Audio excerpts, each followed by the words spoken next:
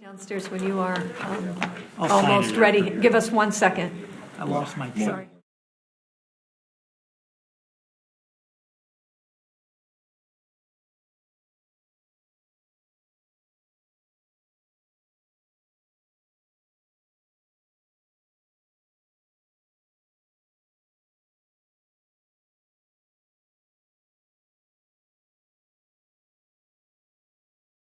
Downstairs when you guys are. And there we are. Good evening and welcome to the regular meeting of the Board of Education. It is February 1st, 2018. I would just like to say a special welcome to a few of gentlemen from the Cub Scout Pack 54 that are with us tonight. I think they're earning a very special badge. We have Rohan Motakarpia and Brandon Gilger, and their fathers are with them tonight to observe our meeting. So thank you for being here. I would ask for a roll call vote, Mr. Mena. Sure. Trustee Cook. Here. Trustee Glebzinski, absent excused. Trustee Hood. Here. Trustee Mena here. Trustee Murphy. Here. Trustee O'Connor. Here. Trustee Stevenson. Absent excused? Yes. Okay. All right, so will you please rise and join me in the Pledge of Allegiance?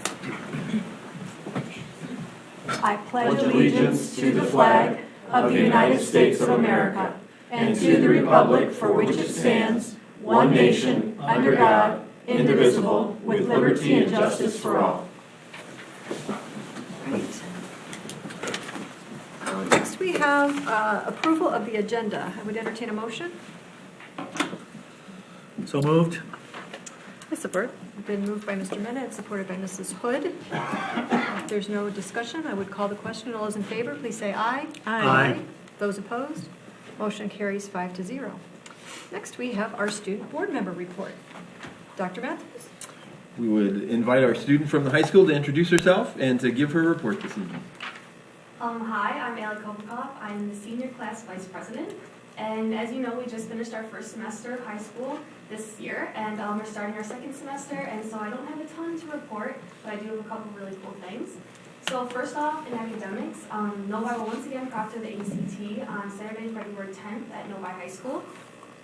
Moving along to student-teacher activities, our one-act play public performance will take place on Tuesday and Wednesday, February 6th and February 7th at 7 p.m. The venue is to be decided, but I suggest looking out for that venue because those plays are always amazing. Something really cool that just happened, on January 30th at 5:30 p.m., Novi hosted their very first unified basketball game against Brighton. And unified basketball is where kids of all abilities come together to support our special needs kids in the game of basketball. And we just wanted to thank you all for your support of the educational athletics, and as always, go Wildcats.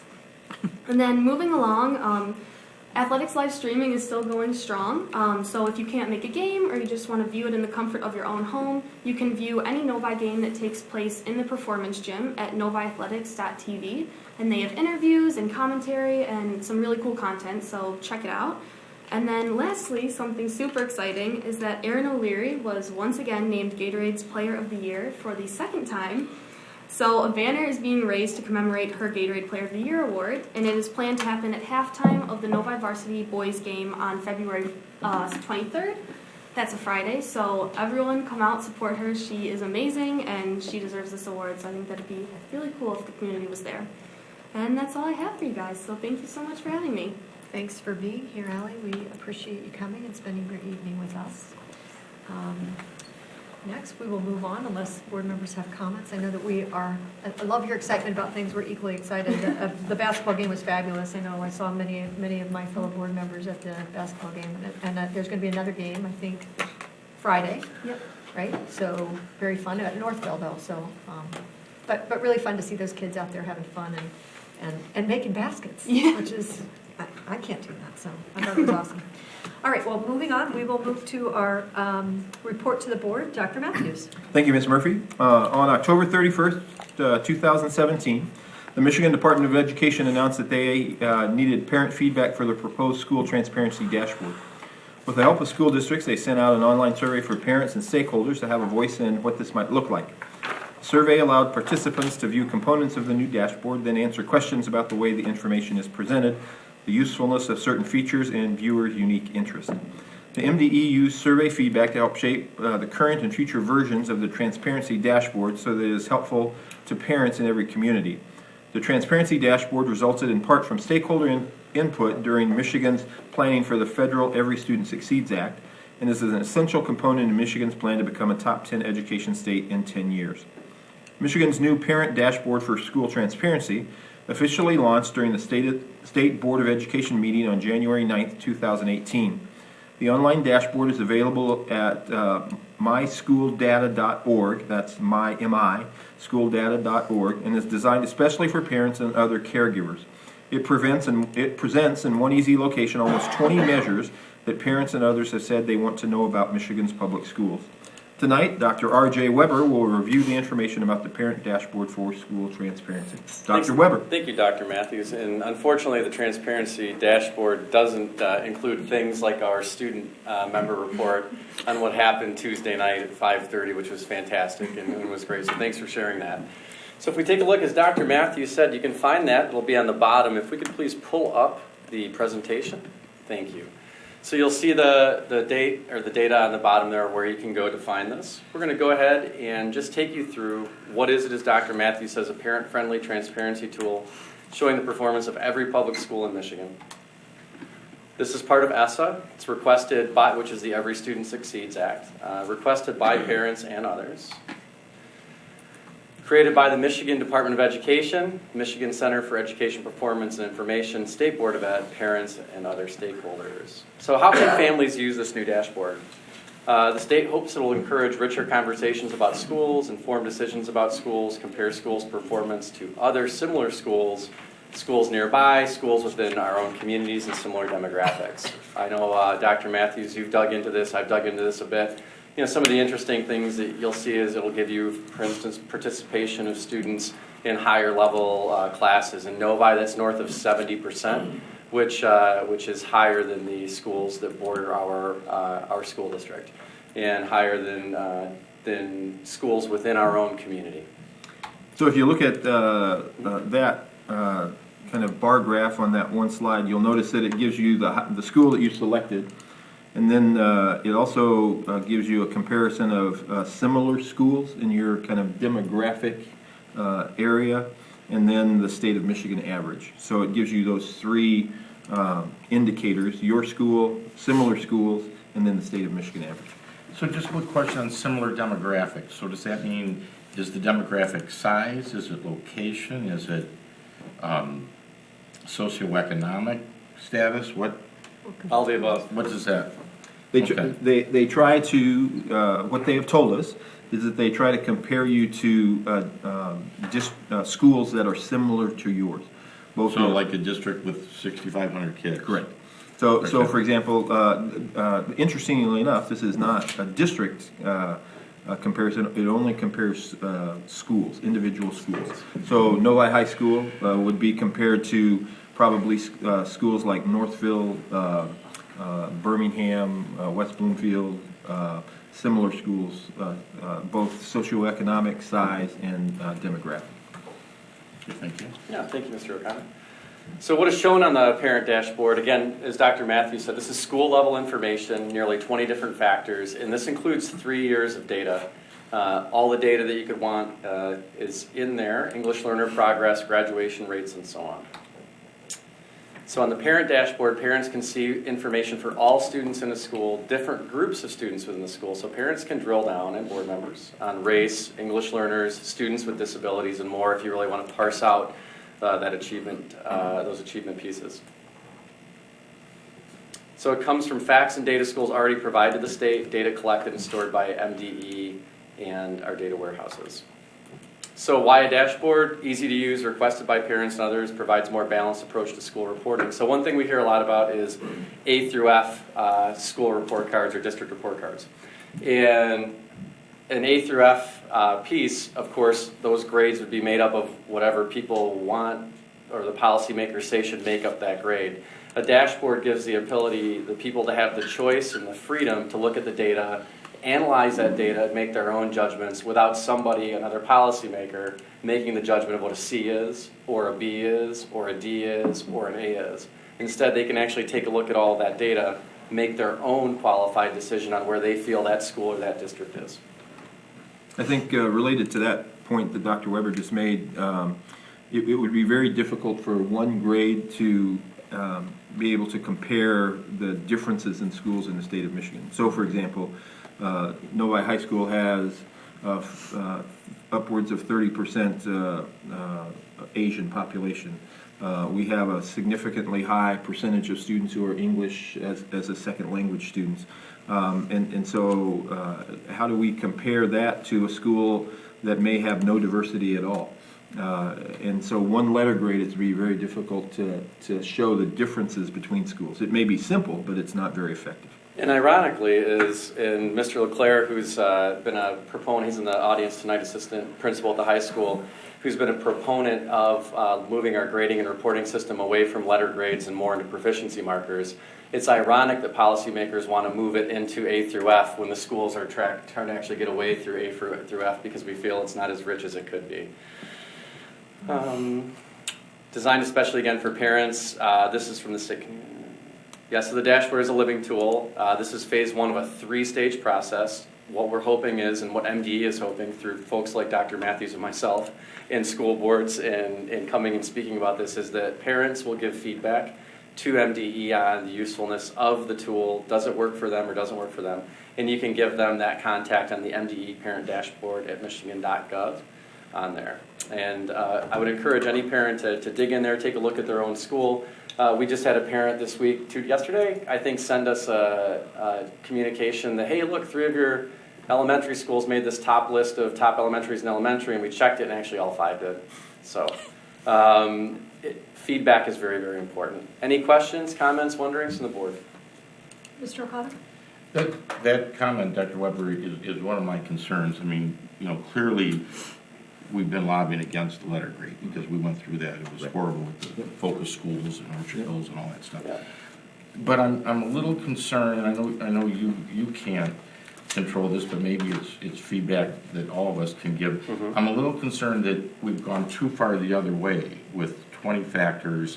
And is it too I mean, for the data nerds to go in here and do this, it's a great tool, but we do really want to make this user-friendly and parent-friendly. So, your comment about a parent saying, hey, look, we got the top 3 and it was really top 5. Mm-hmm.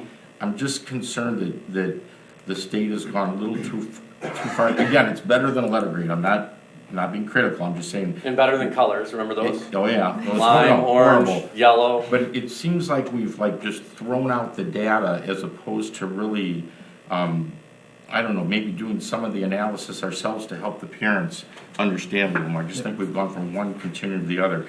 And having said that, I'm going to go against everything that I just said in the sense that there's 20 factors in here which I think are too much, but I think it's sad that one of the factors that is in here is class sizes, Right. which again is data that we seem to never be able to get, even though I think that we probably have some of the best class sizes, in the state of Michigan. Absolutely. So, I wish we could have that data in here as well, although we already have 20 factors, but it'd be nice to have that. I think one of the suggestions that I would make is to allow parents to make comparisons between schools, to pull up the factors they think are important, and then On the same page? On the same page. As it's currently constructed, you have to pull up the data on your school, then enter the other school, pull up that data. So it's a little cumbersome for a parent to compare schools. So if a parent's actually trying to decide where to live or where their son or daughter should go to school, it would be nice if they could pull that up all on one page. Other questions or comments?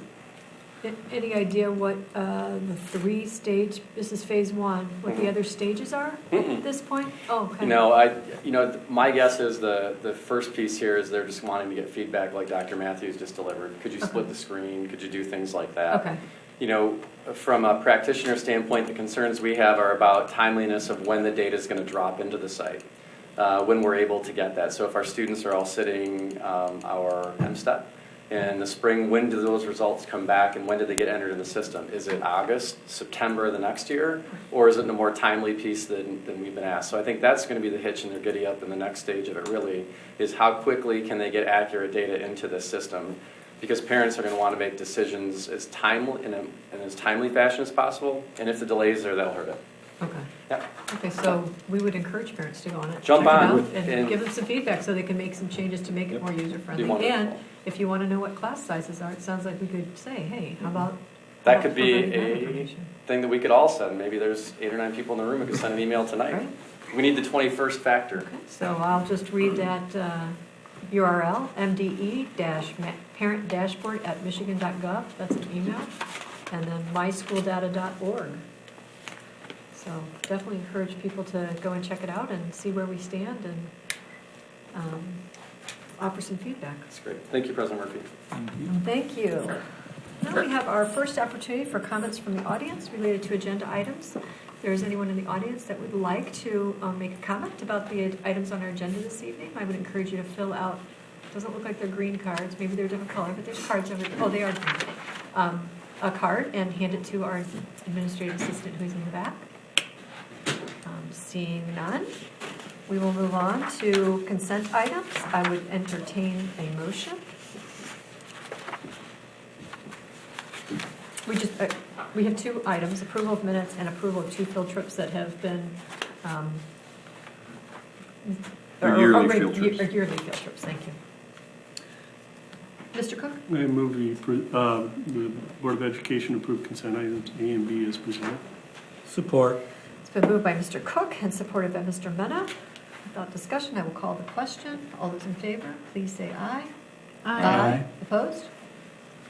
Motion carries 5-0. Should you have a comment? Quick question on the field trips. When do they have to come in front of the board for approval? If it's a trip that is an annual field trip, they can be in consent. If it's a new field trip, it has to get approval from the board in an action item. So it would come for information and then action. And the goal is to approve field trips as early as possible. What about distance or out of state? If they go out of the state, they have to be approved. I forget what our Overnight. policy says. I think overnight, out of state, or a certain distance. Correct. All have to be approved. Okay. Any additional questions? Okay. Okay, we'll move on to the personnel report. That is an action item. Dr. Matthews? Thank you, and I will turn to Mr. Kinzer. Thank you, Dr. Matthews. Tonight we have a few recommendations. First, a new hire, Melanie Rutkowski, in secretary in the Office of Academics. A resignation, that's effective February 19th. A resignation, Jennifer Kraft, a literacy interventionist at the middle school, effective March 31st. A retirement, John Japeri, carpenter in the maintenance department, effective February 28th. Another resignation, Samantha Rodman, an ESL teacher in the adult ed program, effective January 25th. A leave of absence for childcare. That's Carol Rothstein, a math teacher at the high school, effective March 1st. And another leave of absence, childcare. Lori Ulch, who is also at the high school, she's a counselor, and that is effective that's for the entire 2018-19 school year. All right. I would entertain a motion. Mr. Cook? I move that the Novi School District Board of Education adopts personnel report recommendations as presented. Support. It's been moved by Mr. Cook and supported by Mrs. Hood. Is there any discussion or questions about the items before I call the question? Mr. O'Connor? Certainly I don't have any problem with this personnel report. I'm going to approve what I guess is going to be the first of 2 additional secretarial resources at the ESB. I'm just a little concerned about our practice of adding personnel and budget items after we've approved a budget, and then, changing it and amending it later in the fiscal year. I mean, I know we do that with emergency situations.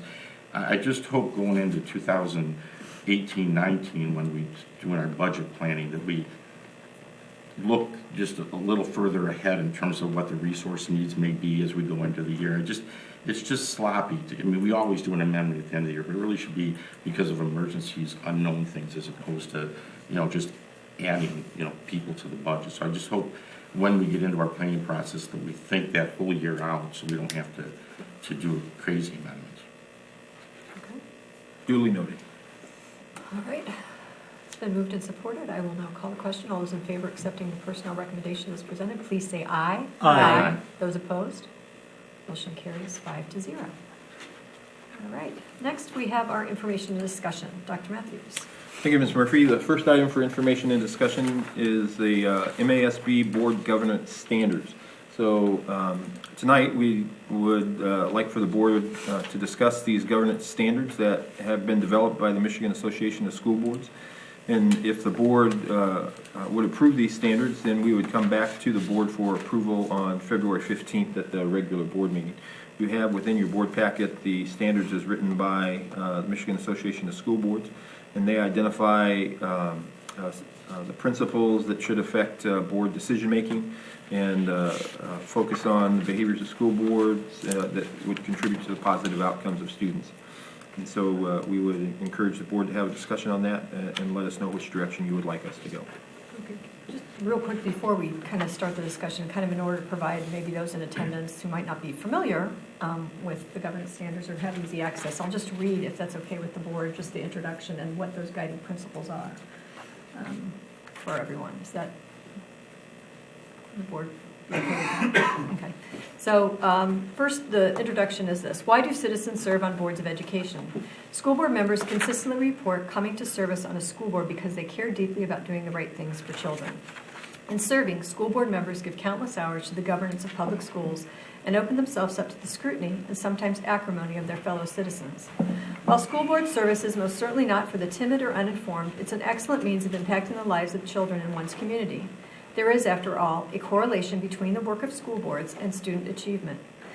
But for the school board's impact on student achievement to be positive, the service must be guided by principles that support excellent outcomes for students and are reflective of research-based practices of effective school boards. And there are some citations of the Lighthouse study and a book that did a lot of research on both those issues. The Board of Education governance standards are intended for use by local and intermediate school boards as well as individual school board members. They were developed by school board members for school board members to provide a shared framework for effective school district governance. By design, the governance standards are in simple terms so as to be easily understood and promote understanding across the board table and throughout communities. Developing the governance standards was relatively straightforward work. Research has benchmarked the practices of effective school boards, and the MASB has access to the perspective and experiences of literally thousands of school board members and superintendents. The more complex work related to the governance standards must occur at school board tables across the country, in living the standards, in holding ourselves and our fellow board members accountable to the standards. We must be disciplined in our own governance behaviors. We must respect our board colleagues enough to expect them to be disciplined in their governance behaviors. And we must have the courage to speak up when the performance of individuals or the board is not in alignment with the standards. This is the challenge we must overcome if we're to do the right thing for children.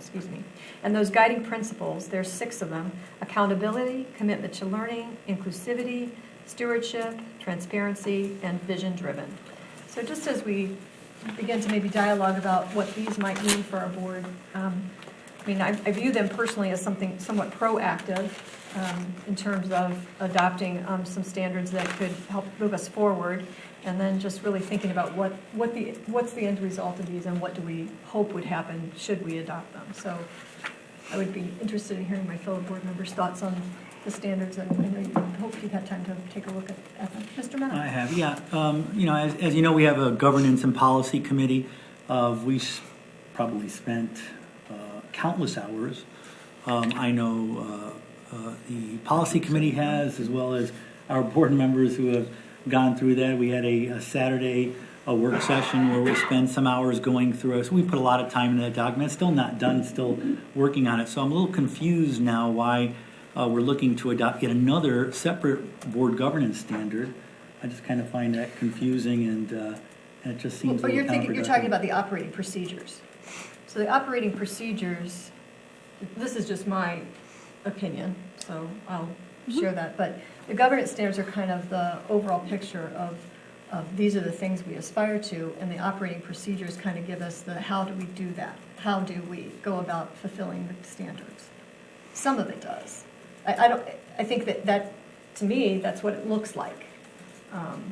So the governance standards aren't meant to take place of an operating procedures manual. They're just meant to kind of be the overarching these are the 6 things we aspire to, and then how we go about doing that.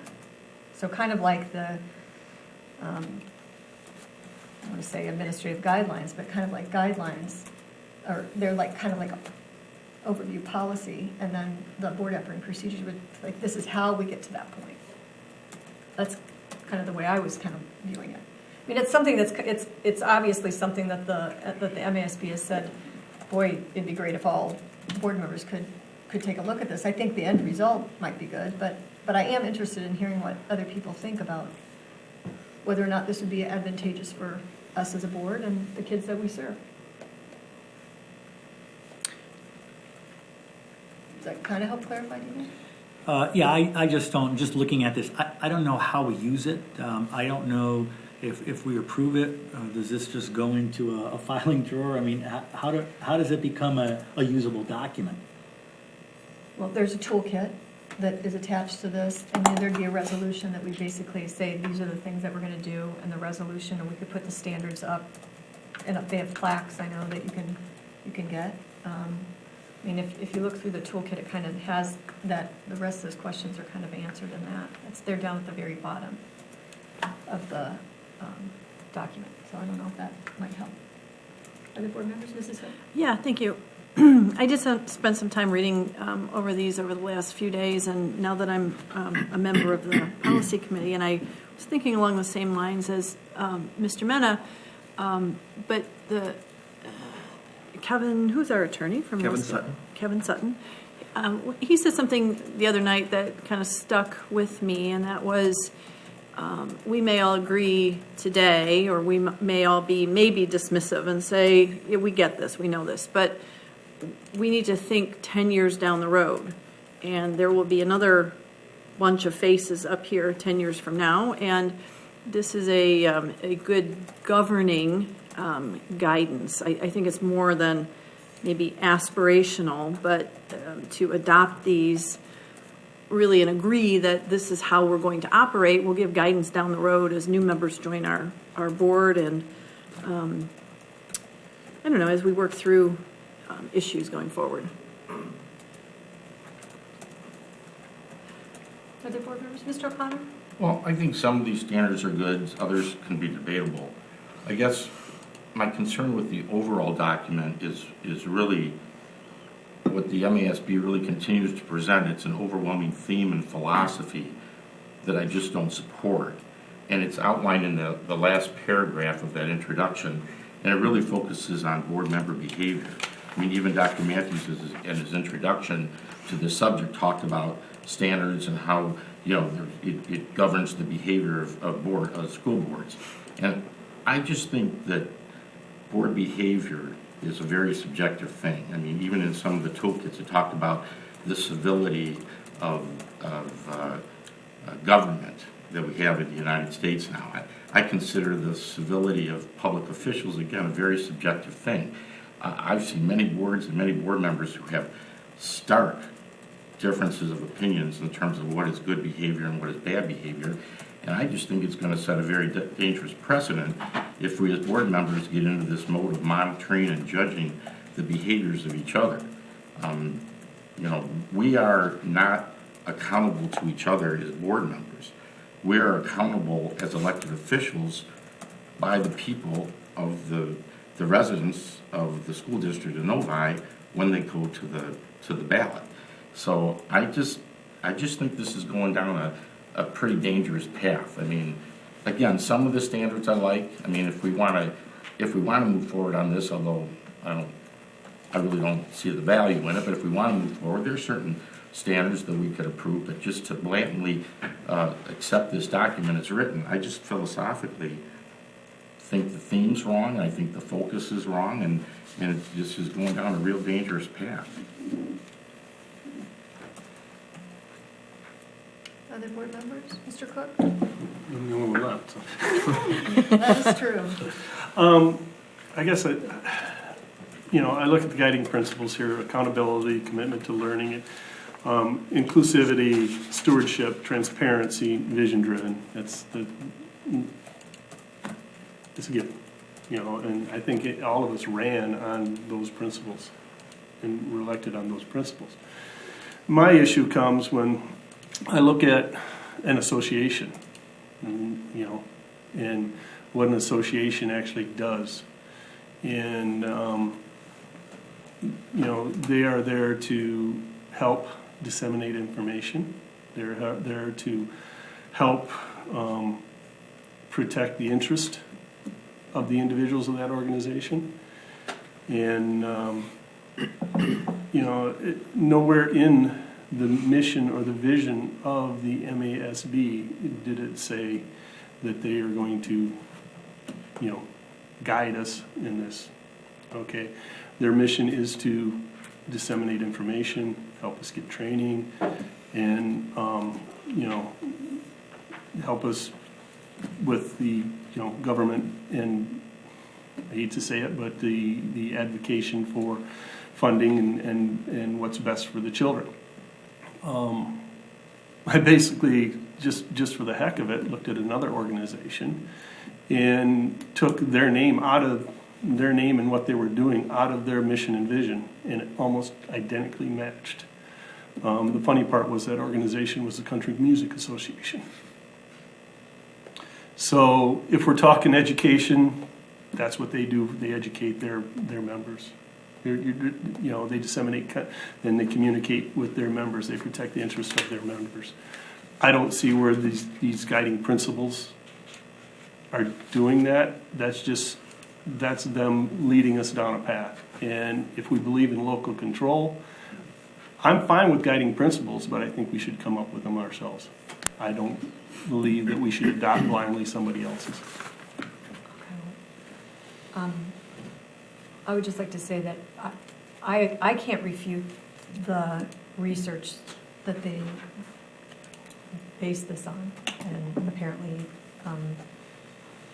you gentlemen may be aware of some other research about what effective school boards do, because that's what they base their standards on how to help drive student achievement. So I understand your point that the MASB, but we are who they are attempting to help, and I think that this was an outgrowth of that attempt, and it wasn't done by the MASB, but by the members of the MASB that they put together to look at the research and to develop it. So I'm not certain I'm understanding if you have other evidence to suggest that there are other standards perhaps that we need to be utilizing. I mean, maybe you were aware of that. No, it has nothing to do with the research or the evidence. I mean, I believe in the research that they did.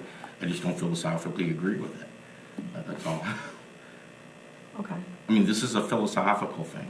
I mean, I think we at this table, okay, should be governed by what we do as a team. And what we do as a team is we all get together and we set our 4 district goals, and we spend a lot of time doing that. Mm-hmm. And then we spend a lot of time on the progress toward those goals. And through our training with the MASB, they talked about at length about looking at data on a regular basis, monitoring student growth as part of student achievement, and all those things, which is really the structure that we've worked together and done, has nothing to do with board behavior and governing ourselves. This is a totally different focus. I mean, I think we're there in what we've been doing. To Ms. Hood's point, do you think we'll always be there, or do you think this is, I mean... No, every board is different. Mm-hmm. I mean, I think every board should have a vision. I think every board should have district goals, and I think every board should have superintendent objectives, and I do think there should be a student growth model in place so that we can monitor student achievement. You know, I would hope that those are basic principles that would go forward 10 years from now, but who knows? Let me tell you, there's a lot of school boards that worry about hiring a football coach. So we're eons ahead of most boards, okay? I mean, boards have been recalled over football coaches hiring. So, I mean, I think we're well on our way in terms of doing this. This is just a distraction. It's just a philosophical difference that I have. I just want to say, I think I have a little bit of philosophical difference, because I think we are kind of accountable to each other. And I know that we're accountable to the voters, but we're mostly accountable to the students that we serve. And I guess for me, I wonder if it doesn't, if they're saying that these things make a difference in student achievement, that's where I'm getting stuck. Because I think that's what we're about. So if it, I mean, I think we do I a don't think- fabulous job. We And I'm do. just saying, I don't think some of these things have anything to do with student achievement. That's the philosophical difference that I have. Okay. And I don't think we are accountable to each other. Yes, I think And we've you had do, that. so that's fine. I think we've Right. had that conversation before, but, any additional thoughts on this? Well, I'm not sure where everybody stands. We have 2 board members that are absent, so would it be okay to put this back on the agenda next week for just some more information and discussion so the other 2 board members can weigh in with my fellow board members? And that'll give us a little more time to maybe really dive deep into it and see if how they feel about it, as well as, yes, Mrs. Yeah, Lynn? I would support that, and just thinking a little bit further about this based on everyone's comments. In corporations, there's always, and we just went through this in my corporation, it's like every January, beginning of the year, you kind of reset, and it's based on leadership. Leadership kind of resets the mission of the business and how we treat each other and what we value as coworkers and what we bring to the market, et cetera. And maybe, so I would appreciate if it comes back, and I'm going to give this some more thought based on that perspective, because I appreciate that if we were to address this maybe once a year, and we have, we have the work session in January, and maybe that's the time to refocus, recommit to as much as we can about this, or just kind of set some reset guidance on how we will operate as a board. Okay. Anyway. Well, I did make a copy. I know at the very end, the board resolution is in there. That's basically what they're asking us to adopt. So maybe that's something for the board to just look over and see if there's some value in that piece of it. To have that be a standard, that then it would be something. I mean, having talked to Mr. Morel about this a little bit, and because I did ask him, Mr. Mena, how does this fit with the board operating procedures? And he said it's a different focus. Operating procedures tell you the how, this tells you the what. And to me, this tells us what we're committed to, what are our principles. And maybe there are others, to Mr. Cook's point, that we would like to be our guiding principles. And maybe there are some in there that we say, maybe we don't need those. I don't know. But I think having something that lives long after us that board members can look at to say, even new board members, okay, what are kind of the best practices, so to speak, of school boards? And that's kind of, I think, what this is laying out. And they're saying that it helps student achievement. So for me, that's a big deal. Because I think we do a great job, don't get me wrong, with student achievement. But I keep thinking, wow, could we be doing better? Could we be doing better? And what role do we play in that? And if this helps us play a bigger role in that, I'm all for it. I don't know if it will. Let me try one more time. Okay. Again, I disagree with your premise that these standards help student achievement. Just because the research said it doesn't mean that that's a fact, okay? We went through the MASB training on the superintendent evaluation tool. We have one employee, okay? And through that tool, with all those different categories, we work together as a team on an annual basis to focus on all the things that we want our employee, and in essence then the district, to do. And the outgrowth of that are our 4 district goals that we work together on, which is the strategic direction of the district based on our vision, and then the objectives that we want to meet that are data-driven based on student growth, which is what the state is mandating, be 40% of our employees' evaluation. That's the structure in place, and that's what's going to drive student achievement, not this. Well, I certainly don't disagree that that's a big part of our role in terms of that. So Thank you for additional explanation. And so, Just trying to keep it simple. yeah, I appreciate it. Instead of an operating manual and then this and then this standards and procedures, I mean, it's, you know, let's take focus. You know, I mean, when we introduced, 6 or 7 years ago, and then we tweaked them, when we introduced our 4 district goals, and we worked very, very hard, you know, and quite frankly, Mrs. Murphy, you and I are the only two at this table that were there. Yeah. When we did this, okay, with the new superintendent, and we worked very, very hard, and there was and we talked about it, there was a very phenomenal communication launch on your part and your staff's part in terms of getting parents to buy in, getting your cabinet to buy in, getting the principals and the teachers to buy in, so that the people that are at the local Krokers or the Bushes are nodding their head and they know those 4 goals. Now, I'm not saying we're there yet, but I bet you, okay, in the 7 or 8 years that you've been here, I bet you if you were to go to Bushes or Kroger's, I bet you the parents would know 2 or 3 of them, and that's a hell of an achievement. Let's stay focused and let's do what we're doing. We're doing well. Let's not get bogged down by some association's research.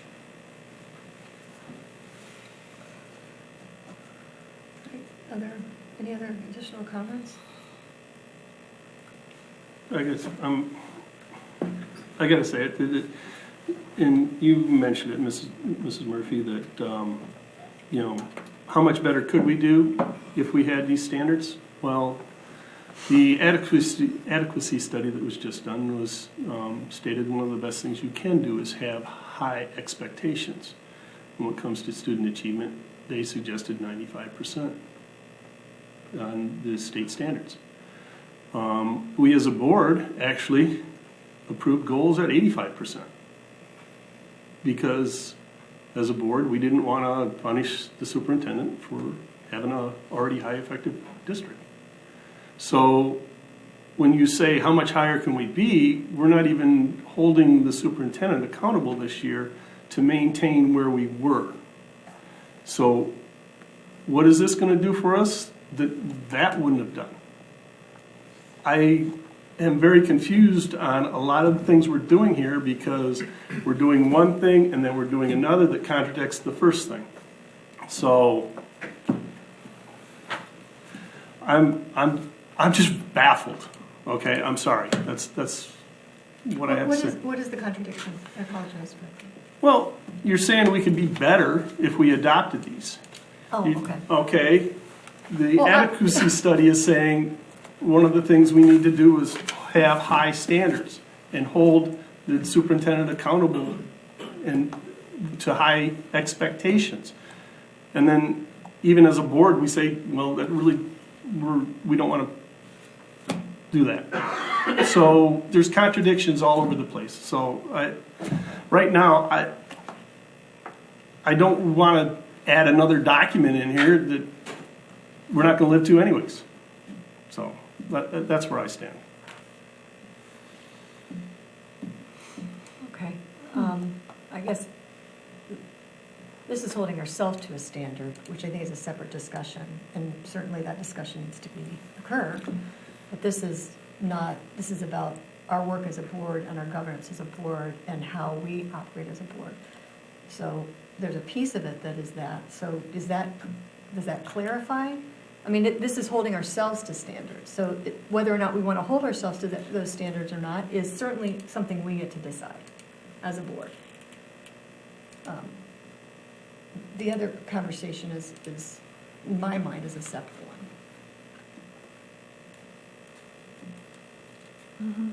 So, all right, well, we will put this back on the agenda for information discussion to allow other board members to weigh in. Sounds like maybe there's still some room to talk about it. So we will do that. And our next is a policy discussion. Dr. Matthews. Thank you, Ms. Murphy. We have a board bylaw, 0144.1, compensation, which was originally adopted by the Novi Board of Education on May 15th, 2008. Ever since I have been the superintendent, the board has not followed this bylaw because the board, at a certain point before I got here, made the decision that they did not want to receive compensation. but it was rightly pointed out that we should at least have the discussion at the board table if that's the desire of the board.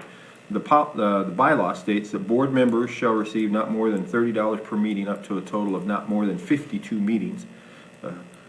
Help us all if we have 52 meetings in the year, but including committee meetings as compensation for their services. Expenses of a board member shall be reimbursed when incurred in the performance of his or her duties or in the performance of functions authorized by the board and duly vouchered. So that's the bylaw. The question is, does the board want to abide by this bylaw or continue to set it aside? We are kind of abiding by it, we're just not receiving more than $30 per meeting, right? You certainly are not We're far receiving less than your- that. So we're not violating the bylaw, we're just not engaged in the compensation piece, right? Mr. Cook? Yeah, see, and I was the one that wanted this discussed, and but frankly, I only wanted it discussed because it is there and should be, I feel should be talked about in our organizational meeting every year. And personally, I am fine with the status quo and the way it's been going, but I would like it on record on an annual basis that the board has discussed it and talked about it. So you're asking it to be as one of the items in our, Correct. In your Okay, organizational meeting. yeah, then we need to add, we need to have that discussion to see if the board wants to add that to the organizational meeting every year. So that would be in our board governance and policy committee, because that's as part of that document as well, so. Well, I respectfully disagree. I think if a couple board members want it on the agenda, we can discuss it, can't we? Oh, absolutely, absolutely. But I'm saying if we want it to be every year and documented every year, Just need to have a record of where to document it. right. It Right. doesn't have to be part of that policy that says this is what we handled in our organizational meeting. Yeah, It right can- now we It can have- just be added onto the agenda. Okay, that's what I'm saying, no, we have that list of things that are covered during our organizational meeting. So I was thinking that that's what you wanted, where you wanted to put it. But, okay, Mr. Miller. So I'm not going to lose sleep on this one either way. Certainly as a board member, I do take a loss. You know, my expenses certainly outweigh, it's definitely a negative financially being on the school board, nothing that's going to break the bank for me. So again, I'm not going to lose sleep over this. I know the policy does say that we could expense, you know, any expenses that we have, including, I guess, fuel if we wanted to, going to all, you know, different events that we go to, serving as a school board member. Of course, heck, it's not even worth my time to fill out an expense report to get reimbursed $5 worth of gas. So, you know, I certainly, if the majority of the board wanted to do it, I would certainly welcome bringing some of this back. Personally, I'd like to have this money come back, put in an escrow, and allow me to donate the dollars to any of the organizations within the school district that I wanted to donate to as a possibility. So that's just one viewpoint of this. I know that this board was paid some time ago. It was the pay was removed at a time where my understanding was historically talking to a former board member because we wanted to show you know, we wanted to show some solidarity at the time when we were cutting. We were cutting salaries. We were laying off teachers. I don't know exactly cutting salary, but certainly we didn't give raises. So at some point, a previous board decided not to do this anymore. So again, I'm not going to lose sleep over this. I'm not going to fight like crazy to get paid $10, $20, $30 a meeting. But you know, folks should know that this board has been working without any compensation now for as far back as I can remember. We do have a city council that gets paid $4,500 a year to be on city council, and just to help put that into perspective. So, you know, if a majority of the board wanted to bring this back, I would absolutely support this. But again, I'm not going to lose sleep over it. Okay. Other board members? Mrs. Hood? I have no comment. I didn't even know this existed, so I'm happy in my ignorance. Okay. I know this is going to be very hard to believe, but I have no opinion on this either way. And I can't believe I'm saying that, but I really don't. I'm interested in all the perspectives of other board members, and then I'll vote accordingly. It's going to be hard to believe, but I don't really either, Mr. O'Connor. I think we got $10. Is that what we were getting, Mr. O'Connor, back in the day? $10 a meeting? Yeah, The although I president got think a even little- before us, it was up to 20, I think. And then I think at one point they cut it back to encourage board members to attend, classes and trainings and some of the conferences that are out there. So they whittled it down a little bit more, and then when we went through the disastrous cuts, I think the board decided at that point in time. So I don't have a strong feeling either way about this. I mean, I don't think before, you're right, Mr. Mena, we do take a loss. I think we all understand that that's part of service sometimes, is sacrifice. But at the same time, I think before, even when we were getting compensated, most of the time I was doing what you were doing, or what you had suggested, is just donating what I got. So I think we can. For what it's worth, most boards around the state of Michigan do get paid, even if it's nominal. It's very unusual that boards get paid nothing. Right. Mr. Cook? Can I make a motion? It's just information discussion. Can Sure. Because I'd like to move that we do not get paid per meeting, but maintain the compensation for expenses as we've been doing historically. And get this out of the way. Do we need a motion first to move it to an action item? I mean, we do have two board members that I'd are like to here. move it to we move it to an action item. It just needs a second, that's all. Right. If you Okay, is there get one, someone that's else all. that would like to move it to an action item at this point? Mr. O'Connor? My concern with doing that, Mr. Cook, is that we just went through a discussion on board governance standards. We wanted to hear the opinion of two other board members. Okay, So I'm fine. let's make it an action item at the We can bring it next back That's at, fine. I can, So we can do get we additional can put that as a opinion. motion at the next meeting. Let's do that.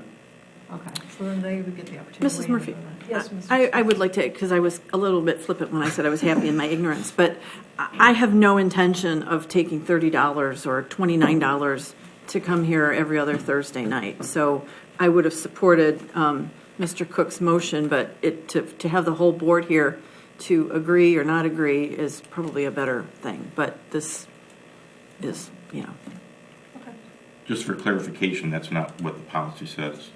It includes also committee meetings. Lieutenant, it's not just every other Thursday. right, Yeah. up to 52 meetings. Yeah, I'll agree to moving it to an action item for next week because we held it off last week as discussion because we didn't have all board members here. right, So let's, right. It was requested at that point to wait, to have it on. Okay. Next, we have our next opportunity for comments from the audience. This would be about anything within our jurisdiction. We do have a couple people in the audience tonight. Would either one of you like to fill out a card and come and approach? You'd have 3 minutes that you could approach the board and speak. No? Both are in Okay, the I audience. can't convince them to come to the podium apparently. So with that, we will go to the superintendent's report. Dr. Matthews. Thank you, Ms. Murphy. Last week, Darby Hoppenstedt and Dr. Weber made a presentation at the Michigan Superintendent's Midwinter Conference on the district's efforts surrounding student voice. The presentation was well received and very informative, and I want to extend my appreciation to Ms. Hoppenstedt and Dr. Weber for representing the district. It addressed many of the pieces that, as a board, you are aware of, our summer youth dialogues efforts, our student survey, the sessions our students ran at our teacher professional development. And so I, again, would like to thank Dr. Weber and Ms. Hoppenstedt. The Board Policy Subcommittee met with Kevin Sutton of Lusk Albertson last evening to begin the transition to our new policy provider. Mr. Sutton indicated that the process he believes will take several months of work, but believes it will be in place before the start of the new school year next fall. I would like to reinforce that the unified basketball game that was played this week at Novi High School was a huge success. I would like to thank Deb Thomas and Andrew Sari, who were the coaches for the unified team. Their work and support of our new Novi students was, in my view, quite inspirational. As Mr. O'Connor mentioned earlier, the budget process is a complex and evolutionary process. An amendment will come to the board on February 15th that will note additions and changes to both revenue and expenses. Our budget is driven primarily by the state revenue, but in addition, we receive money from the federal government, and we also have some miscellaneous fees like pay to participate and gate fees, those kinds of things. Our goal since I have been superintendent in Novi has been to direct as much money to schools and to classrooms, and that will continue to be our focus as we move forward. Having said that, we also need to provide administrative, technical, and staff support. Administratively, we will work with the board over the next several weeks and months to develop the budget for the 2018-19 school year that will continue to move the district forward. And that's my report for this evening, Ms. Murphy. Do we have any, just for planning purposes, do we have any dates set? I know our first work session was February 9th last year. We have not, Ms. Murphy and I are working on that schedule. Because we're getting. Yep, and it may be part of, for example, a meeting like this, a shortened agenda, then have a work session. Yeah. Oh, as part of our regular, as opposed to an additional, An that'd be additional. part of our regular flow. Okay, thank you. Kind of like we did the superintendent goals. Yeah, where we- okay. I'm just concerned, just Yep. calendars and Right. schedules are That's why we starting were to thinking get. of doing it that way. Okay, cool. All right. Next, we have our administrative reports. Ms. Minnick. Good evening, thank you. This evening, I do not have an administrative report. All right, that makes it brief. Mr. Kinzer. I do have a report. Wanted to share with you that I've spent the last several days participating in training offered by HumanX on both the special education as well as the general education teacher interview process. Very thorough process, strong research base, and as we make very important high-stakes hiring decisions, I'm thankful that we have such a strong process. Also, I shared with you last month that Oakland Schools is conducting its first teacher job fair. The original date was May 22nd. I wanted to tell you tonight that the date has changed. We've made the decision we want to do this job fair on a Saturday, so it's going to be April 14th. And then finally, nominations are due tomorrow for the Outstanding Teacher of the Year Awards sponsored by Oakland Schools. So we will recognize our Novi recipients at a board meeting later in the month, and we'll forward those recipients on to Oakland Schools, and they'll pick Oakland County Outstanding Teachers of the Year. It's always a fun time of the year to recognize our teachers. And Dr. Weber. Yes. So Atlas Rubicon, which is our curriculum warehouse that we have, about 20,000 hours of work by our teachers. There were the first, never gets old saying this, the first district in the state to offer that as a fully searchable database for our parents a number of years ago. So we took part in a webinar a couple of months ago. I'm going to forward those to Dr. Matthews. Was listened to, participated in 6 of 7 continents about our work. Schools around the world learning what our teachers did to build that. And they've recently released a blog based on that webinar, shared around the world as well. Thank you to Dr. Matthews for your kind words about the master presentation. Dr. Matthews also participated in that, as well as Dr. Jason Elmarigi. Got some really great feedback from superintendents and districts around the state who are very interested in our work in bringing that work to their own districts to find out what it is they need to do to better serve their kids. I'd like to thank Tim Matson, who is a parent in our district and a community member, and just happens to be the husband of my colleague Melissa. Tim came in and educated the team from the Office of Academics in a way to improve our level of service. Tim led a great conversation on innovation in the context of the business sector and the public sector. The Harvard Business Review is something that I read. There was an article in there in August about Gatorade and innovation. Tim works for Gatorade. So he came in and did a wonderful presentation and pushed our group on our thinking of the differences between things such as customer and consumer, how we serve each other and so on, using business best practices, how they conduct themselves on their teams and how they work together to get to their end, and how the team that I'm in charge of leading works together and how we treat each other and conduct ourselves with each other to get to our end of providing great service for our kids. And I'd like to thank Tim for that. On that vein, our incubator B-STEAM course that the Board of Education approved, Mr. Matson would be a perfect example of a critical friend or community partner. I'm happy to report we had over 60 kids pursue the course, and that course already has 40 kids ready to rock and roll in it next year, which is stunning. Our WIDA window is already open. WIDA stood for the World Class Instructional Design Assessment, and we serve over 1,100 students who are English language learners in our district. So our students right now who are English learners will be taking that assessment, and really that helps us calibrate, are we doing the job we need to do and that they deserve to get the education that they deserve in our community school district. Also gives us another layer of accountability, quite frankly, for ourselves, and it's another data point that I know Dr. Matthews is interested in. Let's see, Dennis and Bobby, you guys were on the board for our last advanced ed visit that we had, and Ann was on as well. We have another one coming up in May. It's a district visit, very different than the one we had 5 years ago, in the fact that I don't believe you'll have to be interviewed by them and called in for that, but nonetheless we'll be reporting those out. Jeff Dinkelman is leading that effort to coordinate that. As was said, the basketball event on Tuesday was great. Why it spoke to our heart out of our office is that there's something called a free and appropriate public education or FAPE. And Dr. Matthews and I work with a colleague who talks about FAPE all the time, and that's Ms. Patel. And it was a physical manifestation of the fact that every single child in a community public school, whether it's the classroom that they're in or the court that they get to compete on, should have that opportunity for that education. And seeing those kids, and I think we're all there, seeing those kids on that court and seeing the parents of those kids enjoy a moment that many of us take for granted as parents, that we get to go see our kids compete in whatever venue we want, and we take it for granted. You looked at those parents just beaming that they could see their child competing on the same court that our varsity basketball teams compete on was why I hope we're all here. I mean, that's what it's about. Finally, I'd like to thank the NEF and their support of Haven work at the high school.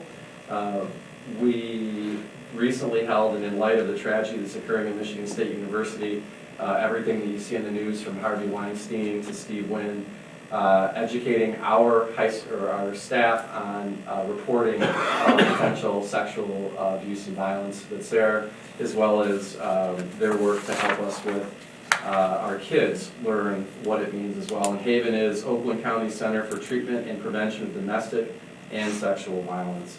So thank you to NEF for their support there, and great week in the past couple weeks, and thank you to the board for your support of things like the incubator and B-STEAM class. Thank you. Busy academic office. It's fun. Yeah, lots of great things going on for our kids. It's wonderful. All right, next we have opportunity for board communication. Are there members of the board that have things they would like to share with the rest of the board? Mr. O'Connell. I've got one. We need to be aware of Wall Lake schools. Get ready, they're coming after our kids. I'm not really worried about it. Farmington came after our kids and we shot that down, but everyone's got to be aware that Wall Lake is losing kids. Their school of choice. There's huge banners on Hickory Elementary School talking about come to Wall Lake, and that's in the city of Novi. In the Novi Today magazine, there's a whole full-page ad on, I've got to laugh, it says, why Wall Lake Schools, which is actually stealing Mr. Mena's brilliant marketing idea on what he thinks we should do to market Novi schools. But everyone needs to be aware that, whether we like this or not, there are school of choices and there are not school of choices. And they're coming after us, so we've got to make sure that, we are at our best all the way around. We fought off Farmington, we can fight off Wall Lake. All right, thank you for, I had not seen that yet, so it's interesting. Mr. Mena. So we did get some communication recently. I just wanted to share with you folks that we got a very nice letter from State Representative Kathy Crawford thanking us for the work we do as board members in recognition of School Board Month here in Michigan. We also received a similar letter thanking us on Board of Education School Board Month from David Asher, principal at Novi Woods and NASA president. We also got a couple letters from students thanking us for funding their 5th grade camp. So thank you, Aaliyah, and thank you, Sanjana, for that. We really appreciate it. Yes, we do. Next, if there's... I just have one thing, just speaking of Mr. Asher. So Novi Woods is my school this semester, and I had the pleasure, I dropped in maybe 2 weeks ago when they had their family fun night. And there was a DJ. He wasn't stationary though. He was walking around the gym, and there was a lot of activity and a lot of squealing and screaming and kids whizzing by, and it was just a really fun night.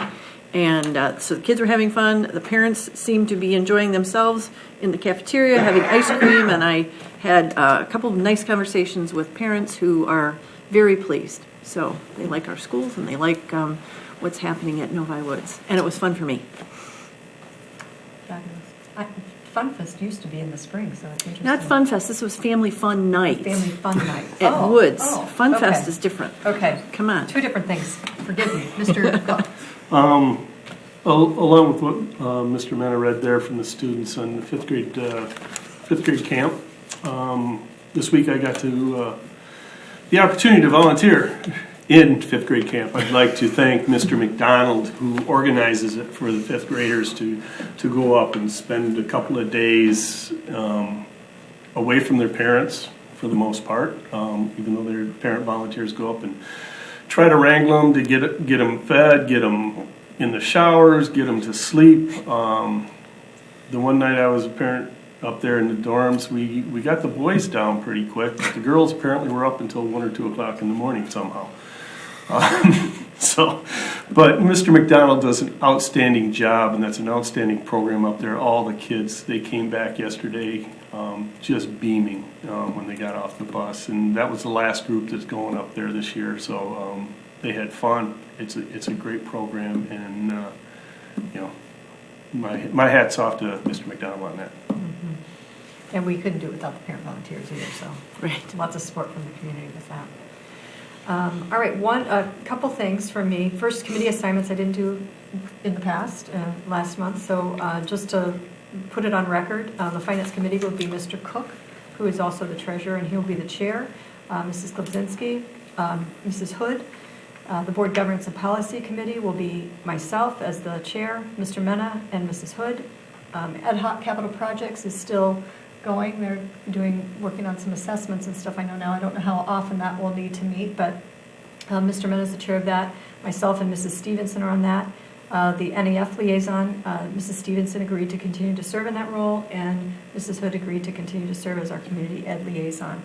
So I just wanted to mention that. Dr. Matthews mentioned that the Board Governance and Policy Committee did meet yesterday with Mr. Sutton to kind of go over the next steps in the changeover process. I'm encouraged that we might have a product by the start of the next school year, and surprised that he said he thought it would take 4 meetings of 2 to 2.5 hours. So that was encouraging as well. So we will see if that comes to fruition. I'm cautiously optimistic about that. Is that at $10 a piece, $20 a piece, $30? Yeah, good question. One more thing, I did have a statement to read from Mrs. Klebzinski, who was not able to be here tonight. She was she's indisposed currently. This is a statement from her. On November 4th, 2014, the citizens of Novi elected me to my 3rd term on the Novi School Board of Education. The term expires December 31st, 2020. It was my intent, when elected, to complete the 6-year term. However, my husband Bob and I are in the process of selling our home and will be relocating out of state.